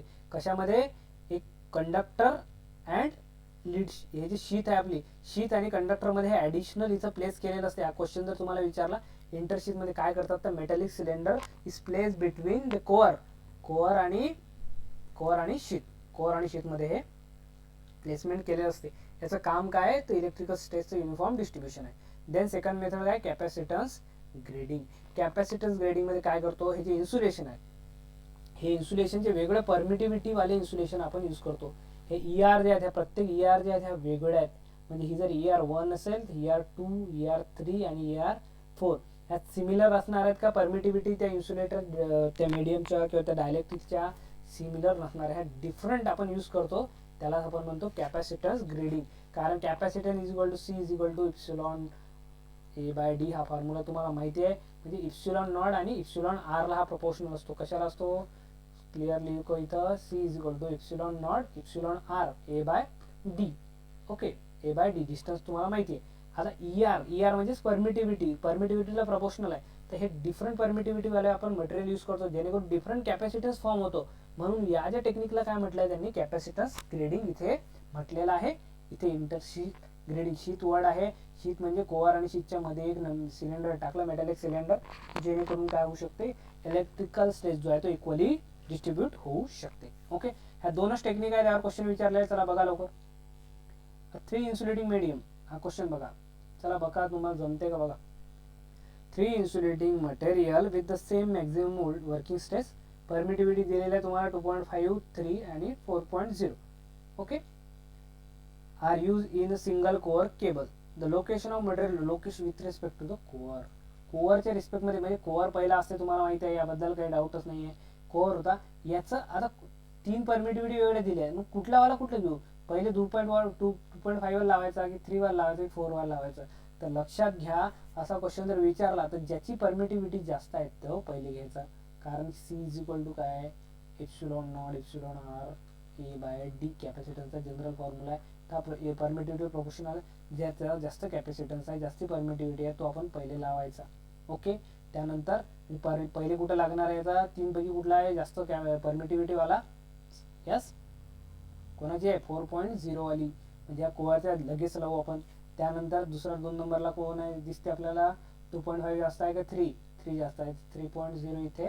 आणि थर्डला कुठला येणार आहे 2.5. आणि याच्यानंतर चौथा कोणता आहे, एका ऑप्शन 3च लावलेले आहेत, तर चौथा जो येईल तो याच्यापेक्षा कमी असला पाहिजे. असा जो सिक्वेन्स जो आहे तो मॅक्झिमम परमिटिव्हिटी वाला आपण कोअरच्या तुलनेमध्ये सर्वात पहिले लावू, then second, then third. Okay, हे झालं तुमचं आन्सर. याच्याच पॉईंट ऑफ व्ह्यूने एक दुसरा क्वेश्चन राहतो. मग हा क्वेश्चन सिमिलर दिसते तुम्हाला, याचा आन्सर काय राहील बघा. आता 3 इन्सुलेटिंग मटेरियल दिलेलं आहे तुम्हाला, ब्रेकडाऊन स्ट्रेंथ दिलेले आहे. आता पहिले डायरेक्टली फक्त परमिटिव्हिटी दिली होतं, आता ब्रेकडाऊन स्ट्रेंथ सुद्धा दिलेले आहेत. त्याच्या 250, 200 आणि 150.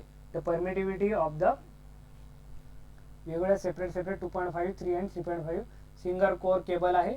फॅक्टर ऑफ सेफ्टी 5 दिलेला आहे, याचं काही घेणं नाही. The location of material with respect to core, पुन्हा तोच क्वेश्चन की हे जे कोअर आहे तुमचं, याच्या रिस्पेक्ट मध्ये आता पहिला कोणता येईल. आता तुम्ही कशावर फोकस करणार आहे, परमिटिव्हिटीवर फोकस करणार आहे की डायलेक्ट्रिक स्ट्रेंथ जे दिलेले आहे त्यांनी ब्रेकडाऊन स्ट्रेंथ, त्याच्यावर फोकस करणार आहे. लक्षात घ्या, तुम्हाला हे गोष्ट कॉमन सेन्स आहे की कोअरच्या ठिकाणी काय असते, व्होल्टेज मॅक्झिमम असते, हे तर तुम्हाला माहिती आहे.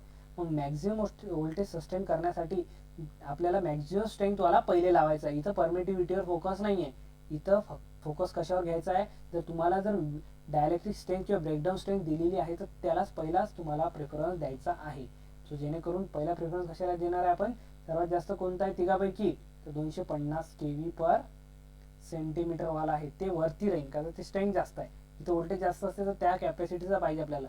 त्यानंतर 200 वाला जो आहे तो 2 नंबरला येईल, आणि त्यानंतर जी 150 kV/cm आहे तो 3 नंबरला येईल. आणि यानुसारच रिस्पेक्टेड याच्या ज्या परमिटिव्हिटी आहेत त्यालाच आपण सिक्वेन्स देऊ. जसं 250 साठी त्यांनी दिलं होतं 2.5, सो 2.5 पहिले राहील. रिस्पेक्टिव्हली म्हटलंय ना. 200 साठी त्यांनी दिलेलं आहे 3.0. ओके. आणि त्यानंतर 150 kV साठी काय दिलेलं आहे इथं 3.5. रिस्पेक्टिव्हली तुमचे 3 दिलेले होते. तर याला या पॅटर्न नुसार लावायचं आपल्याला. कशावर नुसार लावायचं आहे, व्होल्टेज डायलेक्ट्रिक स्ट्रेंथ नुसार. फक्त परमिटिव्हिटी दिल्या तर जे मोठं आहे ते पहिले लावायचं आणि छोटे लहान. ओके. इथे बघा कमी वाली परमिटिव्हिटीवर पहिले लागले गेली, पण मटेरियलची जी डायलेक्ट्रिक स्ट्रेंथ होती ती जास्त आहे म्हणून त्याला आपण तिथे प्रिफरन्स दिलेला आहे. Next, why are there intersheath in cable. इंटरशीथचं काय काम आहे आता सांगितलं. प्रोव्हाइड प्रॉपर स्ट्रेस म्हणा किंवा इथं इलेक्ट्रिक डिस्ट्रीब्युशन म्हणा. Okay. Voltage distribution along the cable. Okay. Next, to distribute the potential. बघा 5 का 6 क्वेश्चन आले. मी तर 3 गलतीनं सांगितलं स्टार्टिंग, पण एवढे सारे क्वेश्चन आले की पोटेन्शियल डिस्ट्रीब्यूट करण्यासाठी काय यूज करतो आपण. जॉईंटिंग करतो केबलचे, टायटनिंग करतो, टेस्टिंग करतो, काय करतो ग्रेडिंग ऑफ द केबल करतो. काय करतो आपण ग्रेडिंग ऑफ द केबल आपण करतो. की ग्रेडिंग मध्ये 2 इंटरशीथ ग्रेडिंग एक टाईप आहे. दुसरा कुठला टाईप आहे सांगा मला. दुसरा जो टाईप आहे तो आहे कॅपॅसिटन्स ग्रेडिंग. हे तुम्हाला सर्वांना आता लक्षात आलं असेल. Okay. Next question, the grading of cable perform to achieve. बघा युनिफॉर्म स्ट्रेस तर तुम्हाला माहितीच आहे ग्रेडिंग ऑफ केबल. आता दुसरं रिडक्शन इन क्वांटिटी आणि तिसरं रिडक्शन इन क्वालिटी. आपल्याला क्वालिटीचं क्वालिटी रिडक्शन करतो का आपण, नाही. क्वालिटीचं आपल्याला चांगली पाहिजेच, आपल्याला क्वांटिटी कमी लागते. कशामुळे तर प्रॉपर आपण डिस्ट्रीब्यूट केलं. तर मी काय सांगितलं होतं स्टार्टिंगलाच की ग्रेडिंग जे करतो आपण जेणेकरून इक्वल व्होल्टेज डिस्ट्रीब्युशन झाला तर जे इन्सुलेशन लेअर आहे ते पण आपल्याला त्या इकॉनॉमिकल लागेल. म्हणजेच आपल्याला जेवढी गरजेची आहे तेवढंच लागेल. नाही तर खूप जास्त आपल्याला इथं व्होल्टेज हायर व्होल्टेज लेवलचं आपल्याला तेवढं जास्त हायर इन्सुलेशन लागेल. पण इथे आपण ग्रेडिंग केल्यामुळे आपल्याला फक्त क्वांटिटी रिड्यूस होते, क्वालिटी रिड्यूस नाही होत. क्वालिटी रिड्यूस नाही करायची आपल्याला, क्वांटिटी. म्हणून ऑप्शन जे आहे तुमचं 1 आणि 2 करेक्ट आहे. ओके. नेक्स्ट आता काय ते कसा फॉर्म्युला आहे ते आता कॅपॅसिटन्स. आतापर्यंत रेजिस्टन्स बघितला आपण. रेजिस्टन्स बघितला, व्होल्टेज डिस्ट्रीब्युशन झाला. तर कॅपॅसिटन्स इफेक्ट जो आहे सर्वात जास्त डॉमिनेट असते केबलमध्ये. म्हणून केबलचा सर्ज इम्पिडन्स आहे तुम्हाला माहिती आहे ZC जो आहे तो √L/C. कारण याचा कॅपॅसिटन्स जास्त असते म्हणून याचा जो सर्ज इम्पिडन्स वगैरे असो ह्याची व्हॅल्यू काय असते ऑलवेज हे कमी असते. कॅपॅसिटी इफेक्ट खूप जास्त असतो. मला कॅपॅसिटी इफेक्ट काय असतो लक्षात घ्या. हा फॉर्म्युला तुमच्या समोर आहे. जर विचारला इन केस जर केबलमध्ये कॅपॅसिटन्सचा किंवा ऑप्शनमध्ये डायरेक्ट फॉर्म्युलेच विचारले दिले 4 पैकी कोणता फॉर्म्युला आहे तर तुम्हाला लक्षात इथं असलं पाहिजे 2πε लेंथ ऑफ द केबल आहे. जर युनिट तुमचं फॅरेडे मध्ये दिलाय तिथे L राहील, पण जर फॅरेडे पर मीटर मध्ये दिला तर इथे L तुमच्या ऑप्शन मध्ये राहणार नाही. एवढं लक्षात ठेवायचं. हे कॉमन तुमचं सेन्स लक्षात ठेवणे की जर कॅपॅसिटन्स विचारला फॅरेडे मध्ये असेल तर इथे लेंथ राहील आणि फॅरेडे पर मीटर असेल तर इथे L राहणार नाही, कारण की L नी ऑलरेडी त्यांनी डिवाइड केलेलं असते. Okay. So directly proportional to length of the cable. Capacitance is directly proportional to the length. आता मला सांगा कुठलाही आता तुम्हाला पॉवर फॅक्टर माहिती आहे की जनरली तुम्हाला फेजर जर माहिती असेल आणि नसेल माहिती तर मी सांगतो. इथे जर तुमचा व्होल्टेज एक सप्लाय केलेला आहे जेणेकरून यातला रेजिस्टिव्ह करंट जो फ्लो होतो यामधला IR हा इन फेज असतो. याच्यामध्ये काही फेज अँगल आहे का नाही. हा ऑरेंज कलरचा काय झाला IR झाला आणि V जो आहे तो तुमचा व्होल्टेज याला ऑपरेटिंग व्होल्टेज तुम्ही दिलाय. आता रेजिस्टिव्ह करंट यातून फ्लो होते, पण कॅपॅसिटिव्ह करंट कशावरून फ्लो होते. कॅपॅसिटिव्ह करंट तुम्हाला माहिती आहे लीडिंग असतो. कॅपॅसिटी फेजर डायग्राम जनरली माहित असेल तर कॅपॅसिटन्स मध्ये करंट काय करतो लीड बाय 90 डिग्री. किती डिग्री लीड करतो तो 90 डिग्री असतो. मग आता या दोघांचा रिझल्टंट करंट, या दोघांचं काही एक रिझल्टंट टोटल करंट फ्लो होईल. हा जो टोटल करंट आहे तुमचा केबलमध्ये फ्लो होणारा IT म्हणतो आपण त्याला. काय म्हणतो टोटल करंट किंवा इक्विव्हॅलंट करंट किंवा दोघांचा मिळून IT म्हटल्यापेक्षा I जरी म्हटलं, कारण एकाला IR झाला एक IC झाला, याला आपण नाव देऊ I. हा जो I आहे याचा जो अँगल बनते जर तुमच्या रिअल ऍक्सिस सोबत बनवशील तर त्याला आपण म्हणतो फाय. आणि तो फाय जो असतो त्यालाच आपण म्हणतो पॉवर अँगल. त्याचाच पॉवर फॅक्टर जर विचारला तर आपण त्याला cos फाय साठी जर घेतला तर कुठला अँगल घ्यायचा आपल्याला फाय घ्यायचा आहे cos फाय. कारण अँगल बिटवीन तो कशासाठी आहे रिझल्टंट आणि जे बेसिक रेफरन्स आहे आपली व्होल्टेज रेजिस्टन्स या दोघांमधला जो अँगल असतो तोच आपण पॉवर फॅक्टर साठी यूज करतो. पण इन केस तुम्हाला पॉवर आपण जनरली जर पॉवर फॅक्टर तुम्हाला अँगल दिलेला नाहीये, तुम्हाला लॉस अँगल आपल्याला काय करतो केबलमध्ये डायलेक्ट्रिक लॉस असतो तर त्यासाठी डेल्टा जो आहे तो लॉस अँगल असते, डायलेक्ट्रिक लॉस अँगल. हा जर दिलेला तुम्ही याचं पण आन्सर तुम्हाला पॉवर फॅक्टर विचारला तुम्ही कॉस डेल लिहिणार आहे का नाही. Cos phi is different, cos del is different. हा लॉस अँगल आहे. तर याचा लॉस अँगल जर तुम्हाला विचारला तर याचा पॉवर फॅक्टर काय राहणार आहे. डेल्टा जर तुम्हाला दिलेला आहे याचा साइन डेल काय असणार आहे, पॉवर फॅक्टर साइन डेल.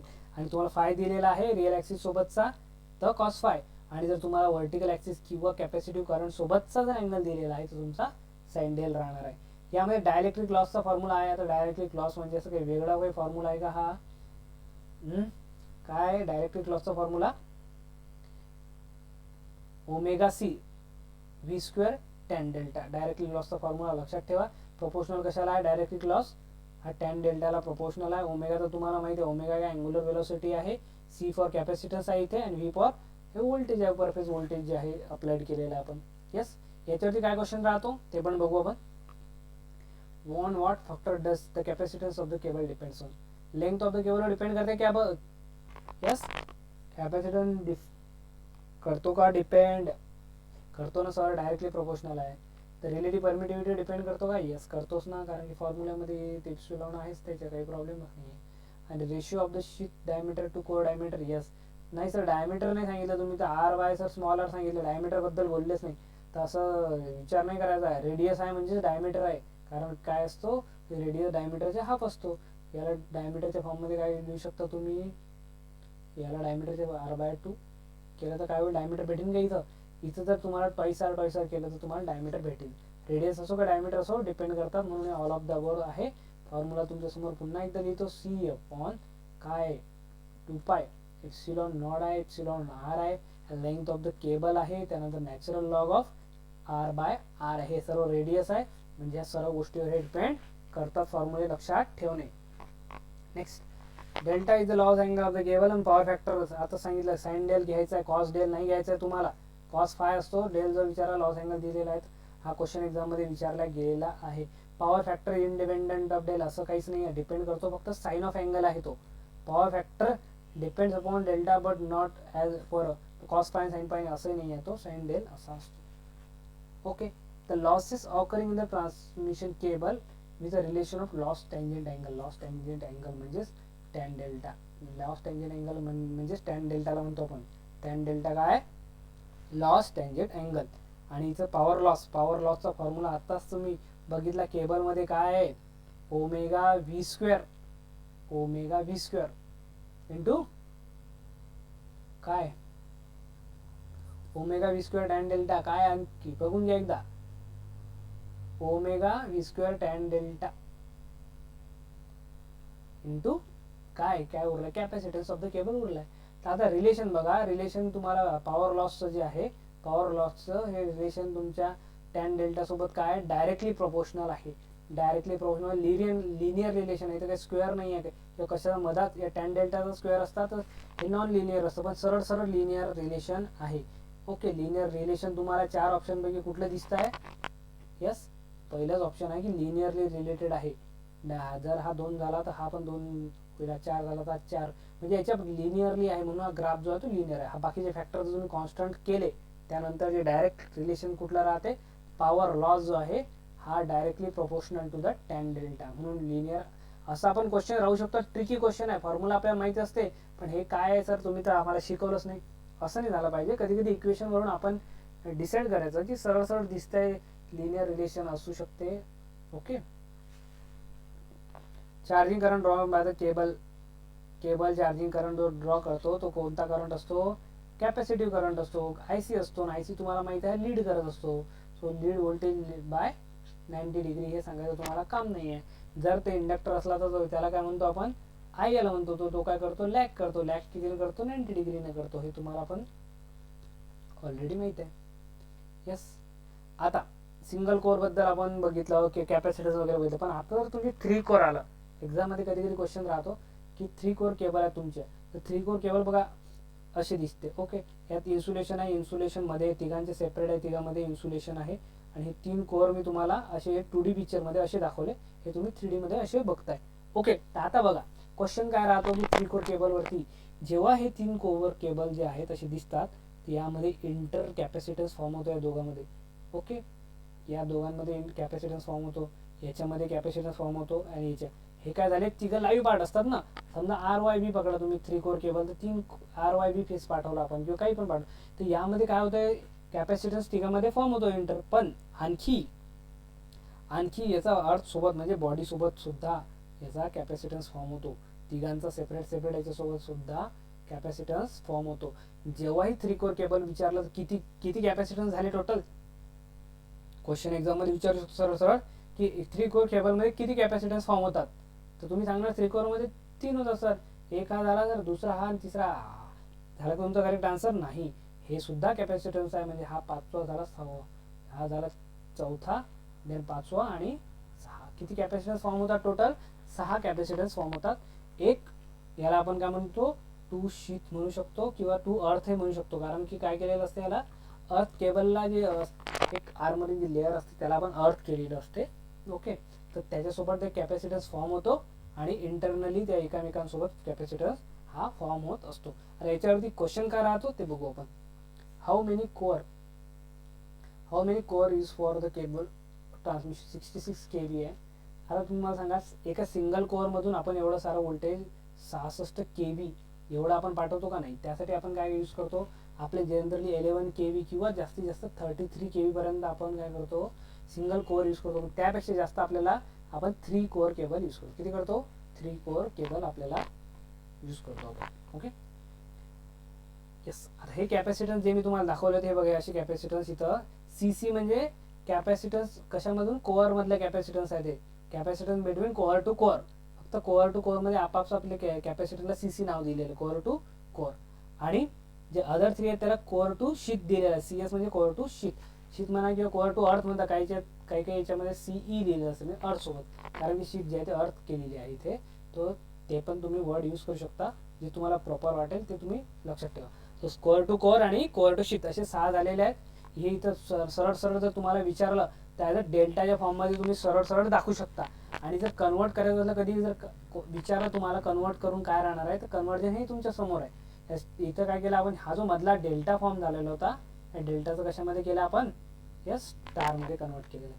तुम्हाला माहिती आहे, जर डेल्टामध्ये ह्या जर सिमिलर व्हॅल्यू असल्या तर त्याचा आपण जेव्हा स्टार मध्ये कन्वर्ट करतो तर सिमिलर व्हॅल्यू काय होतात, मल्टीप्लाइड बाय 3 होतात. कशा, हे कॅपॅसिटन्सच्या केसमध्ये जर इथं रेजिस्टन्स असते तर काय झाले असते, डिवायडेड बाय 3 झाले असते. पण कॅपॅसिटन्सचं जेव्हा इक्विव्हॅलंट कॅपॅसिटन्स काढतो आपण, तुम्ही क्लास आपले बेसिक नेटवर्क जर केलं असेल तर म्हणून सांगतो की नेटवर्क महत्त्वाचं आहे. जेणेकरून पॉवर सिस्टम असो किंवा मशीन असो, नेटवर्क स्ट्रॉंग असेल तर हे 2 सब्जेक्ट तुम्हाला खूप इझी जाणार आहे.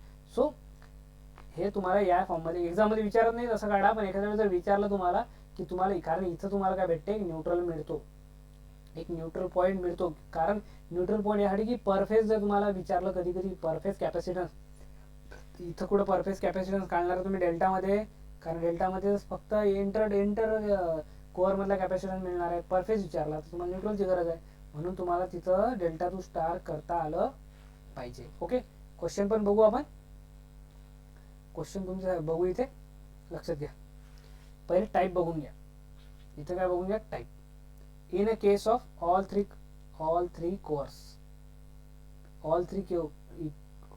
cores punch together and capacitance is measured between core and sheath. म्हणजे तिन्ही कोअर जे आहेत, हे जे 3 कोअर होते याच्यामध्ये जे कॅपॅसिटर फॉर्म झाला होता याला बंचिंग केलं. म्हणजे आता त्यात कॅपॅसिटर राहिला का, तिघांमध्ये नाही, बंचिंग केलं म्हणजे शॉर्ट करून टाकलं. याला आपण तिघांना यांना काय केलंय, शॉर्ट केलं. मग आता यामधला जो शॉर्ट झाल्यानंतर कॅपॅसिटन्स काय होईल, 0 होईल. कारण काय असते, C = εA/d असतो. आता डिस्टन्स 0 झाला, यामधलं एरिया जो आहे हे सर्व शॉर्ट झाल्यामुळे काय होऊन जाईल, यस, कॅपॅसिटन्स इथं फॉर्म होणार आहे का नाही. हे सर्व जर शॉर्ट केले आपण, हे जर काय झालंय, प्रॉपर एकच बनलेला आहे. प्रॉपर इथे काय बनलेला आहे, हा एक पॉईंट बनलेला आहे. आणि आपण काय करतो, capacitance is major between core and sheath. म्हणजे हा एक पॉईंट आणि शीथचा एक कॉमन पॉईंट आहे. कारण लक्षात घ्या, हे शीथ म्हटलं तरी हे सर्क्युलर पार्ट आहे, हा बाहेरचा जो आहे कॉमन एक पॉईंट आहे. म्हणजे एक रेड पॉईंट आणि हा एक येलो पॉईंट, या दोघांमधला आपल्याला कॅपॅसिटन्स जर मोजायचा आहे तर मला सांगा, हा तिघं हे जे दिसतंय तुम्हाला, हा एक कॅपॅसिटन्स, देन हा कॅपॅसिटन्स, हा तिघं पॅरलल मध्ये येतात. आणि कॅपॅसिटन्सची पॅरलल मध्ये काय होत असते, ऍडिशन होत असते. म्हणून जर इक्विव्हॅलंट कॅपॅसिटन्स विचारला आपण कोअर टू शीथ, तर किती राहणार आहे, 3CS.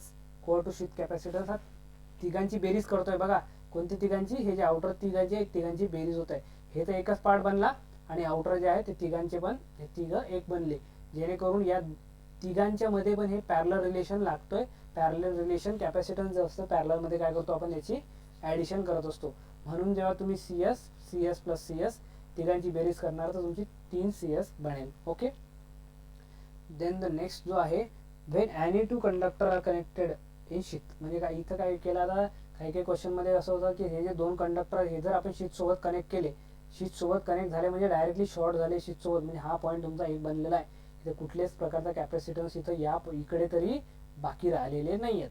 आणि capacitance is major from one core to sheet, म्हणजे एका कोअर पासून, म्हणजे हा जो कोअर आहे या कोअर पासून जर तुम्ही या शीट या दोघांमधला जर असा कॅपॅसिटन्स इथं मेजर केला तुम्ही या पॉईंट मध्ये, तर तुमचं काय आन्सर येणार आहे. इथं सरळ सरळ तुम्हाला काय दिसत आहे की सी एस कशाला भेटलेला, सी एसचा दुसरा पॉईंट बघा हा शीटला लागलेला आहे. शीट हे कॉमन इथे टच झालेली आहे आणि या साईडला सुद्धा इथे टच झालेली आहे. म्हणजेच काय क्लिअर, तुमचे विजन जर तुमचं नेटवर्क थोडं स्ट्रॉंग असेल तर तुम्हाला लक्षात येईल इथं कुठले कुठले पॅरलल झाले. हा सी एस आणि हे दोन सी सी तिघं एकमेकांच्या पॅरलल मध्ये कनेक्टेड आहे. कारण काय आहे पॅरललची कंडिशन की पहिला पॉईंट आणि दुसरा पॉईंट एंड जो आहे तो सेम ठिकाणी जर कनेक्ट असला तर दिसतं पॅरलल. तर तिघांचा बघा पहिला पॉईंट इथंच कनेक्टेड आहे, याचा इथं आहे, याचा इथं आहे आणि याचाही सुद्धा इथं आहे. आणि याचा दुसरा पॉईंट इथंही कनेक्टेड आहे शीटला, यांचा पण दुसरा पॉईंट शीटला कनेक्ट आहे, यांचा पण दुसरा, म्हणजे तिघं काय झाले पॅरलल. पॅरलल मध्ये काय करतो आपण त्यांची ॲडिशन करत असतो. हे झालं तुमचं सरळ. याच प्रकारे आता तिसरा तुमच्यासाठी एक क्वेश्चन घेऊया याच्या पहिले. ठीक आहे. क्वेश्चन बघा, आता हा क्वेश्चन तुम्हाला वेरियस कुठे भेटून जाईल, ऑनलाईन वेबसाईटवर भेटून जाईल. या क्वेश्चन मध्ये 3 कोअर वेल्डेड केबल दिलेला आहे. Major capacitance between the conductor and other two connected to sheet together. Other two म्हणजे बघा दोन रिलेशन दिलेले आहेत. ठीक आहे. दोन आपण काय करू, दोन कंडिशन दिलेले आहे त्यांनी. पहिली कंडिशन अशी दिलेली आहे त्यांनी की capacitance major between the conductor and two conductor connected to sheet together. म्हणजे आता जस्ट बघितलं आपण की हे जे दोन कोअर आहेत हे शीटला कनेक्ट करून टाकले, म्हणजे डायरेक्टली बॉडी सोबत काय केलेलं आहे इथं कनेक्ट केले. म्हणजे या दोघांमधला कॅपॅसिटन्स आता काही राहिलेला नाहीये. आणि कॅपॅसिटन्स मेजर केल्यानंतर त्याचं जे आन्सर आलं किती आलं, कुठलं ते C1 आता मेजर केलं आपण जस्ट, ते आलं 9 मायक्रोफॅरेड असं त्यांनी दिलेलं आहे. देन सेकंड कंडिशन दिलेली आहे त्यांनी, and where as the major capacitance between 3 cores bunch together, म्हणजे तिघांना शॉर्ट केलं आहे. दुसरी कंडिशन मध्ये काय केलं आहे, तिघांना शॉर्ट केलेलं आहे. याचा आन्सर किती दिला आहे त्यांनी कॅपॅसिटन्सचा, इट्स अ 12 मायक्रोफॅरेड. आता 12 मायक्रोफॅरेड. मग याचे calculate the capacitance per phase. आता कॅपॅसिटन्स पर फेज त्यांनी विचारलेला आहे. मला सांगा इथे इथे काय बघितलं होतं की हा कॅपॅसिटन्स उरला इथल्या, हा एक कॅपॅसिटन्स आणि हा बॉडी टू कोअरचा हा एक 3 कॅपॅसिटन्स उरले होते. 3 कॅपॅसिटन्स म्हणजे काय करू शकतो आपण सरळ सरळ, इथं 2 कॅपॅसिटन्स सेल्फ कॅपॅसिटन्स होते. सेल्फ कॅपॅसिटन्स म्हणजे काय राहणार आहे बघा, हा कॅपॅसिटन्स आणि या तिघांची काय केली होती आपण, तिघं पॅरलल मध्ये होते, तिघांची बेरीज केली होती. एक होता कोअर कॅपॅसिटन्स, 2 होते शीटचे कॅपॅसिटन्स, 1 कोअर प्लस 2 CS इथं केला होता. आणि हे जर तिघं इथं कनेक्ट केले तर मग उरले फक्त शीतवाले म्हणजे हा एक उरला इकडचा, हा बॉडी सोबत उरला होता आणि हा हे तिघं इथं पॅरलल होती. म्हणजे तिघांचं आपण काय आन्सर घेतलं होतं की 12 is equal to 3 into CS. म्हणजे एका CS ची व्हॅल्यू तुम्हाला इथं भेटून गेली. CS ची व्हॅल्यू किती भेटते, येस CS ची व्हॅल्यू इथं भेटली 4 microfarad. CS is equal to 4 microfarad. आणि आता तुम्हाला जर विचारलं त्यांनी की तुम्हाला CC काढलाय, calculate the capacitance per phase, म्हणजे 2 कॅपॅसिटन्स मधलं तुम्हाला जर विचारलं एक्झाम मध्ये तर ते तुम्हाला काय करायचं काढायचं आहे. आता 2 रिलेशन आहे तुमच्या समोर, हे एक रिलेशन आहे आणि हे एक रिलेशन आहे. याच्यावरून तुम्हाला कॅपॅसिटन्स पर फेज काढायचं आहे. आन्सर जे आहे आन्सर 11.5 मायक्रोफॅरेड येते का तुम्ही चेक करा. दोन्ही रिलेशन आहेत, तुम्ही याला वाटलं तर पुन्हा काढा, तुमचा आन्सर किती यायला पाहिजे 11.5 मायक्रोफॅरेड पर फेज इथं वर्ड आहे. ओके. तर हे तुमच्यासाठी एक होमवर्क आहे. देन नेक्स्ट इथे थर्ड केस आहे. थर्ड केस दिलेली 1 कोअर अर्थ केली, म्हणजे एका कोअरला समजा अर्थ केला आपण इकडे आणि कॅपॅसिटन्स हे 2 दुसऱ्या पॉईंट मधून जर मेजर केले तर किती येणार आहे, याचं रिलेशन जे आहे हे रिलेशन काय येणार आहे. एक्झाम मध्ये जास्त विचारलेलं नाहीये, तरी ट्राय करा तुम्ही. हे तुमच्यासाठी होमवर्क आहे की याचं रिलेशन काय राहील की या 2 पॉईंट मधून जर आपण C ची व्हॅल्यू मेजर करू तर C इज इक्वल टू काय राहणार आहे, C is equal to question mark. हे तुमच्यासाठी होमवर्क आहे. ट्राय करा, जमलं तर जमलं, नाही जमलं तरी आपण बघू, एवढं काही महत्त्वाचं नाही आहे. आपल्या टेलिग्राम ग्रुपवरती मी तुम्हाला सोल्युशन याचं देऊन देईल. ओके, तर नेक्स्ट याच्यामधला जर टेस्टिंग बद्दल क्वेश्चन विचारतात, डीपमधनं जायचं आहे. हे जे मुरल लूप टेस्ट आहे आणि एक दुसरी कुठली लूप टेस्ट आहे, 2 लूप टेस्ट बद्दल क्वेश्चन एक्झाममध्ये विचारतात. इथे बघा, for fault location of underground cable. Underground केबलमध्ये फॉल्ट लोकेशन शोधण्यासाठी यूज करतो आपण. याचा प्रिन्सिपल कुठला असतो, तर विस्टोन ब्रिज जो आहे, बॅलन्स ब्रिज कंडिशन तुमच्या सर्वांना माहिती आहे, सर्वांनी आपल्या नेटवर्कचे क्लास केलेले आहेत. तर ब्रिज बॅलन्स कंडिशन करून ते फॉल्ट लोकेशन शोधतात. तर 2 फॉल्ट शोधू शकतात, एक तर अर्थ फॉल्ट शोधतात ते, किंवा शॉर्ट सर्किट फॉल्ट. म्हणजे या तिसरा ओपन सर्किट फॉल्ट बद्दल काही बोललेलं आहे का, नाही. हे लोकेशन दाखवतो आपण, लोकेशन कुठं झाला फॉल्ट, कुठला फॉल्ट, अर्थ फॉल्टचा आणि शॉर्ट सर्किट फॉल्टचा, या दोनच साठी हे यूज करतात. आणि त्यामध्ये बॅलन्स ब्रिजची कंडिशन आहे. गॅल्व्हॅनोमीटर म्हणजे बॅलन्स ब्रिजमध्ये काय असते, मधल्या पार्टमध्ये करंट शिर होऊन जातो, हे तुम्हाला माहिती आहे. जेणेकरून हे जे अपोजिट ब्रांचचं मल्टिप्लिकेशन असते, हे तुम्हाला माहिती आहे की हे किती असते, इक्वल असते. या दोन आर्मचं जे मल्टिप्लिकेशन प्लस या दोन, हे कंडिशन इथं लिहिलेलं आहे. एक्झाममध्ये विचारतात का, नाही. पण एवढं विचारू शकतात तुम्हाला की कंडिशन कुठली यूज करतात, तर बॅलन्स ब्रिजची. कोणता ब्रिज आहे, तर विस्टोन ब्रिजचा यूज करतात. तर मुरले लूप टेस्ट जो आहे तो कुठल्या फॉल्टसाठी यूज करतो, ओपन सर्किट की शॉर्ट सर्किट की अर्थ फॉल्ट. तर सर ओपन सर्किटसाठी यूज नाही करत, ओनली अर्थ फॉल्ट झाला किंवा शॉर्ट सर्किट फॉल्ट झाला तर ते लोकेशन आहे, फॉल्ट लोकेशन, ते फाइंड करण्यासाठी आपण हे केबलमध्ये यूज करू शकतो. ओके, नेक्स्ट वाला जो आहे तो पण याच प्रकारचा आहे. या दोन मध्ये फक्त फरक काय दिसतोय तुम्हाला, जर इथे जर तुम्ही बघितलं, इथे बघा, इथे व्हेरिएबल जे आहेत, ह्या पहिल्या ब्रांच मधले हे रेजिस्टन्स व्हेरिएबल आहेत. आणि या इकडे जो आहे, जो आपण एक केबल यूज केला आहे साधा, आणि फॉल्टी केबल इथं लावलेलं आहे ज्यामध्ये फॉल्ट आहे. तर इथे कुठलाच व्हेरिएबल रेजिस्टन्स नाही, व्हेरिएबल रेजिस्टन्स स्टार्टिंग मध्ये लावलेला आहे. पण हा जो वरले लूप टेस्ट आहे, यामध्ये काय केलं त्यांनी, इथे फिक्स रेजिस्टन्स लावले, आणि जो फॉल्टी केबल आहे याच्या सिरीज मध्ये एक व्हेरिएबल रेजिस्टन्स लावला. फक्त काय मेथोडॉलॉजी वेगळी आहे, पण हे जे आहे हे प्रिफरेबल जास्त आहे कुठला, फॉल्टी केबलमध्ये, कारण की हे स्टँडर्ड व्हॅल्यू आहेत. आणि हा फॉल्टी केबलचा रेजिस्टन्स व्हॅरी करून ते लोकेशन शोधणं ॲक्युरेसी जे आहे ते कसे जास्त आहे, वरले लूप टेस्टची जास्त आहे. ही पण अर्थ फॉल्टसाठी आणि शॉर्ट सर्किट फॉल्टसाठीच यूज करतात मेथड. इथे कुठल्याही प्रकारचा ओपन सर्किट फॉल्ट तुम्हाला शोधता येत नाहीये. तसा जर तुम्हाला ऑप्शन दिसला ओपन सर्किट फॉल्ट तर घ्यायचं नाहीये. तर इथे पण तोच बॅलन्स ब्रिजची कंडिशन यूज करताय. डीपमध्ये आपल्याला जायचं काही गरज नाहीये. सो इथं काय करतात, तुम्हाला सांगितलंय घेतली थोडी स्टेटमेंट तुम्ही वाचून घेऊ शकता. याबद्दल काही जास्त एक्झाम विचारलं नाही. जर फॉल्ट रेजिस्टन्स इज हाय, तर फॉल्ट रेजिस्टन्स हाय आहे म्हणजे केबल जास्त डॅमेज आहे, त्यावेळेस सेन्सिटिव्हिटी ऑफ मुरले लूप टेस्ट जो ऑलरेडी बघितला आपण त्याची कमी होते. म्हणजे सेन्सिटिव्हिटी दाखवत नाही, पण आपल्याला सेन्सिटिव्हिटी चांगली पाहिजे म्हणून काय करतो, जो वरले लूप टेस्ट आहे हा जास्त सुटेबल आहे. हा जो आहे दोन पैकी प्रिफरेबल किंवा सुटेबल कुठला आहे, तर वरले लूप टेस्ट. याच्यावरती क्वेश्चन तेवढाच विचारतात की दोन पैकी कुठला सुटेबल आहे, कुठल्या बॅलन्स ब्रिजची कंडिशन यूज करतात, प्रिन्सिपल ऑफ विस्टोन ब्रिज कशासाठी यूज करतात, तर fault location, open circuit fault की शॉर्ट सर्किट फॉल्ट, वरले प्रोव्हाइडेड कशासाठी यूज करतो बघा, परफॉर्म ओव्हर, म्हणजे याच्यापेक्षा हा परफॉर्म करू शकतो. कशासाठी, की हे जे टेस्ट मेजरमेंट आहे टोटल लूप रेजिस्टर यामध्ये इन्क्लूड होते, जे की ते मुरले लूप टेस्ट मध्ये होत नव्हतं. ओके, हे लक्षात ठेवा. टामारा काही पण करा, एक्झाम मध्ये आलं तर आपल्याला जमलं पाहिजे. आणि loop test can not be locate, हे जे लूप टेस्ट आहेत दोघी, हे काय लोकेट नाही करू शकत, ते ओपन सर्किट फॉल्ट लोकेट नाही करू शकत. शॉर्ट सर्किट फॉल्ट दाखवू शकतात, अर्थ फॉल्ट सुद्धा दाखवू शकतात, पण ओपन सर्किट फॉल्ट दाखवायला हे समर्थ नाही आहेत. हाच क्वेश्चन याच्यावरती एवढे विचारतात. This is for you. Thank you so much. Learning करत राहा. काही नाही समजलं टेलिग्राम ग्रुपवर जॉईन करा, तर तुमचे क्वेश्चन टाका, मला पर्सनली टाका, मी रिप्लाय करतो जेव्हा टाइम भेटेल तेव्हा. Thank you so much. Class finish करू आता.